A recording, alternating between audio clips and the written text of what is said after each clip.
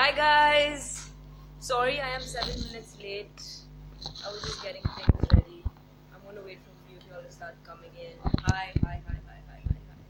So today I am not gonna really be talking about my music, but as y'all know, it is International World Mental Health Day. And this day means a lot to me. And so I want to do a quick live, Insta live. So if y'all have any questions, please throw them at me and I will answer them with all my heart and soul. So yeah, today is not about my music. Today is about a cause that I really stand for and I really believe in, which is our mental well-being. And I would love to have some questions from y'all.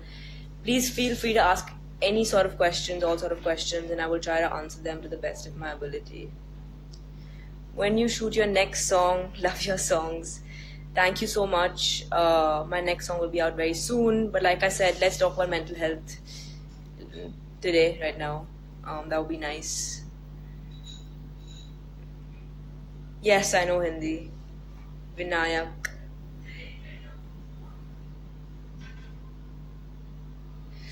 Okay, so what's the one thing that lifts you up when you're low?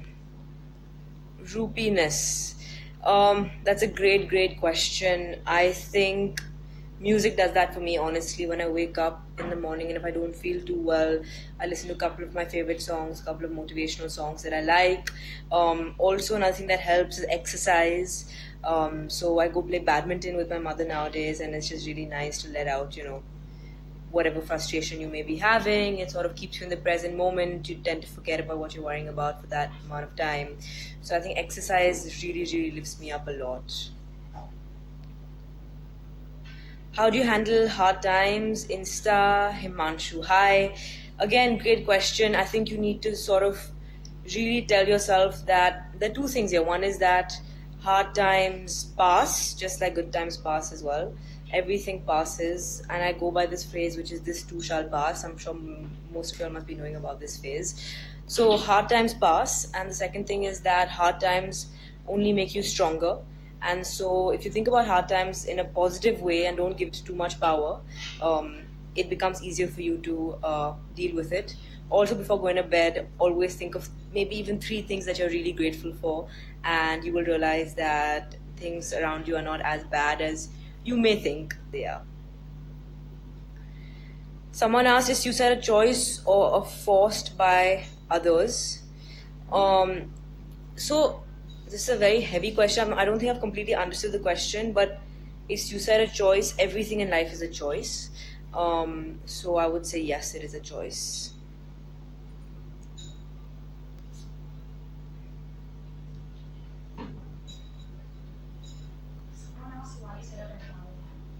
So why did I set up Empower? I set up Empower basically for 2 things. One is to stamp out stigma against mental illnesses. I think there is absolutely nothing wrong to say that you have suffered from, for example, depression, anxiety, amongst other mental illnesses. I think it takes a lot of strength to say that, and it's just like having a fracture.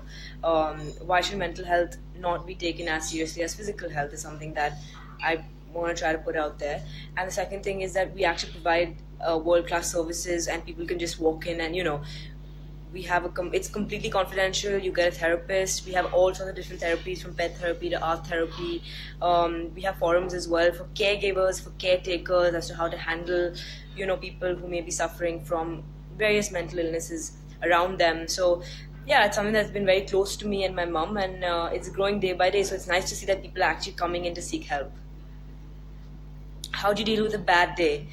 I deal with a bad day by, I think, spending time with people I love, because they tend to make me laugh and smile. And yeah, I think it's important to stay connected with people you love and not isolate yourself. Shashank asks, hello ma'am, what is your idea to stay mentally fit?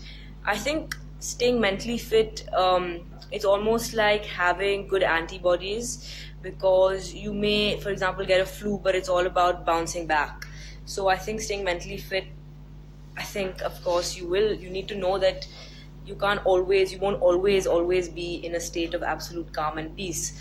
but it's all about bouncing back. So if it takes you 6 days to bounce back from a bad experience, try to make that 5, try to make that 4, try to make that 3, and before you know it, you'll have tactics in your head to completely bounce back. And normally that's positive affirmations. That personally really helps me. Also, I think talking about your feelings is very, very important, and that helps to stay mentally fit as well, whatever that may be in whatever form. So that's very important. Someone asked, how do you approach your parents or someone who doesn't accept your Right. So someone has asked, how do you approach your parents or anyone around you if you require help, right? Um, and if they're a little bit, if they don't completely understand the concept, not saying that parents do not, I think many parents do. Um, I think the first thing is to accept it yourself. I think that's the most important thing. You need to accept the fact that yes, I suffer from a mental illness, and that is absolutely okay. What I need to do now is seek help, and that's the most important part. Now, I think at the end of the day, if someone truly loves you, unconditionally, they want you to be happy, and so they will come around. It's just a matter of telling them, explaining to them, sitting down with them. They will understand, and it's also about having that faith that they will understand. And you know what, if someone doesn't understand, they don't deserve to be in your life, unfortunately or fortunately. So you need to do what it takes to take care of yourself, because at the end of the day, you are all that you have. So you need to be you need to keep people you love close to you, and yes, try to make them understand. But at the end of the day, if someone doesn't understand, then they don't deserve to be in your life in a sense, and you need to take care of yourself first. Having said that, please keep in mind that there will always be at least one person who will understand you. So please, talk to people around you, because you'll be surprised as to how many people are actually around you who will understand you. Munib, I have said your name. Someone asked, how do you deal with stage fright? How do I deal with stage fright? That is a very good question. And then someone asked, okay, how to avoid loneliness. Can you just remember that, please? Okay.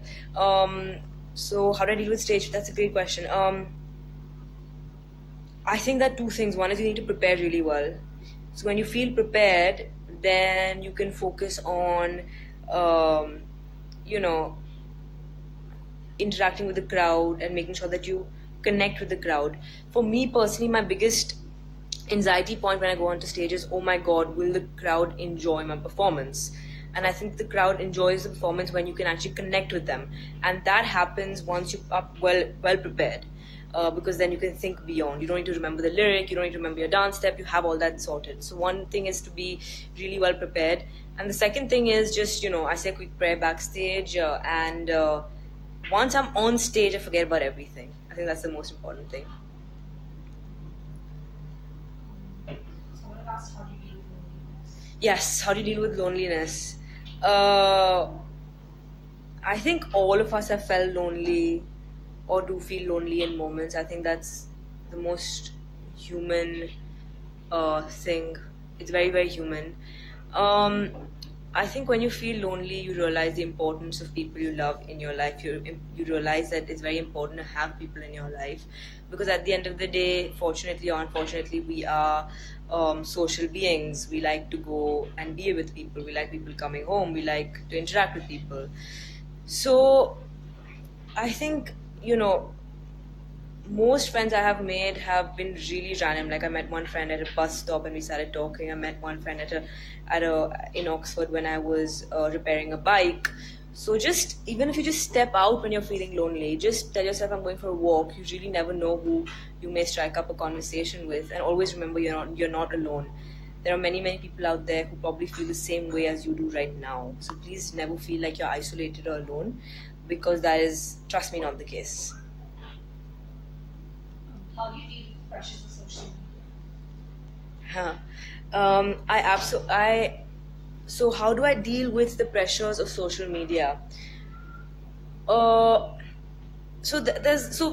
I have days where I have a love-hate relationship with social media, because of course it can get very tough as a human being to deal with all the hate. Having said that, I love social media because I get to interact with you all like this, which is absolutely amazing. I get to tell you all about my songs, which is absolutely amazing. It is very important to remember that on social media, you are not going to see a post of someone crying at night in their bed, for example, or someone putting up a post saying that I woke up in the middle of the night with bad anxiety. It's very rare to find that. You will see photos of, someone dressed up going out for a party or someone with their family. So always keep in mind that social media is not the entire picture of someone's life. So do not feel like their life is perfect in any way and yours is not. Everyone has problems in their lives, and that's what makes us human. That's what life is about. So always keep in mind that social media does not show everything to you about the person. And to stand up to this, to be part of this, always try and post things that are authentic to yourself. So I'm not saying you need to post everything about your life. That please no, because you should keep stuff private as well if that's who you are. But be authentic, and that's what I try to do on my social media as well.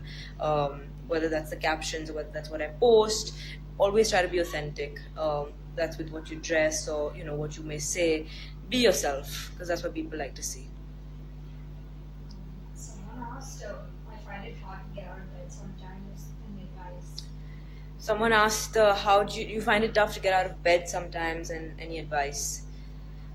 Firstly, it is okay to find it hard to get out of bed. I can't tell you how many times I must have found it hard to get out of bed. So be kind to yourself. Don't, give yourself 10 more minutes. It's okay. It's not your world is not going to fall apart. If you're not feeling too well,